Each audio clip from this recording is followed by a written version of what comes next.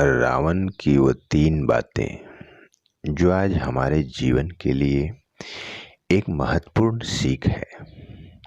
नमस्कार दोस्तों, मित्रों, माताएं एवं बहनें, मैं महेश और आपका स्वागत है दिव्यांश दिव्य चैनल में। देवताओं को पराजित करने वाला रावण महापंडित और महाज्ञानी था।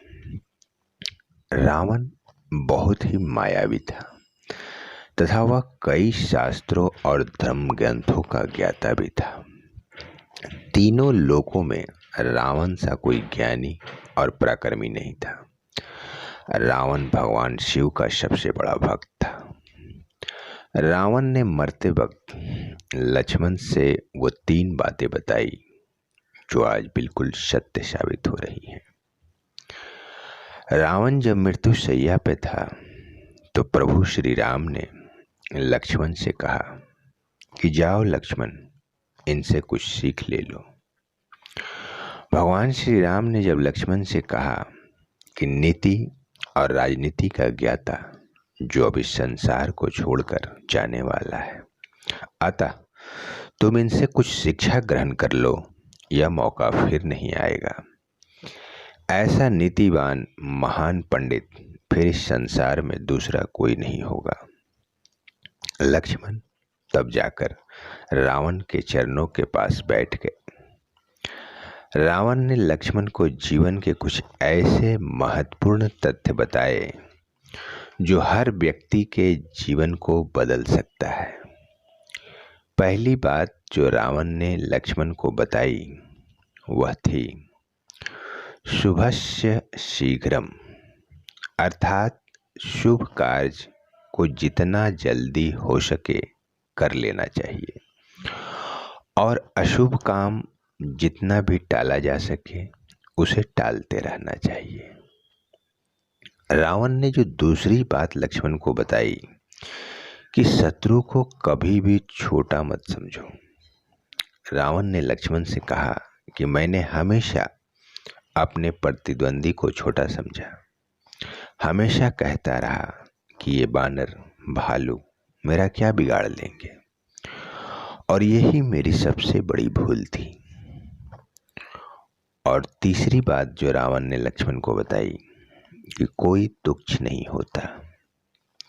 तीसरी और आखिरी सीख रावण ने यह दी कि मैंने जब ब्रह्मा जी से अमरता का वरदान मांगा तो मैंने यह कहा कि मनुष्य और बानर के अतिरिक्त कोई भी मेरा वध न कर सके, क्योंकि मैं मनुष्य और बानर दोनों को तुच्छ समझता था। रावण यह मानता था कि शक्ति के रहते कुछ भी किया जा सकता है।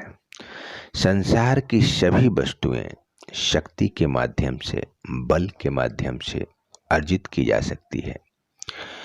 रावण हमेशा अपनी शक्ति को संचित करता रहता था। रावण को अपनी शक्ति का बहुत ही घमंड था, परंतु उसके इस अभिमान को शिव जी ने खंडित किया था। यही कारण था कि वह शिव जी का भक्त बन गया। रावण ने यह भी बताई थी कि शक्ति 2 प्रकार की होती है, एक मायावी और दूसरी दिव्य।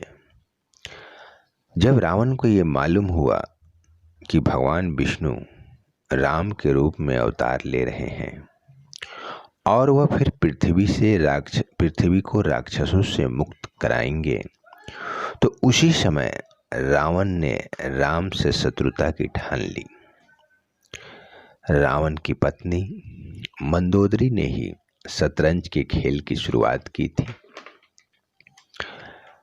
रावण की सबसे बड़ी कमजोरी यह थी कि वह अपने बल और ज्ञान के अहंकार में स्वयं को भगवान समझ बैठा था। हमेशा से ईश्वर के बनाए गए नियमों में बदलाव करना चाहता था। उसके 7 सपने थे जिसे वह पूरा नहीं कर पाया। रावण का पहला सपना यह था कि वह धरती से स्वर्ग तक सीढ़ी बनाना चाहता था। जिससे कि कोई भी सीधा भगवान के पास जाके अपने दुख को बता सके।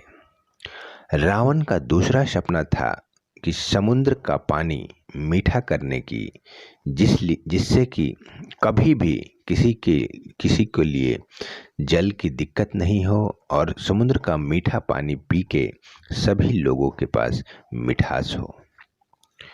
रावण सोने का बहुत शौकीन था, अतः उसकी तीसरी इच्छा थी कि वह सोने में सुगंध भरना चाहता था, ताकि कहीं भी अगर वह जाए तो सुगंध से सोने का पता लगा ले और फिर उसे हासिल कर ले।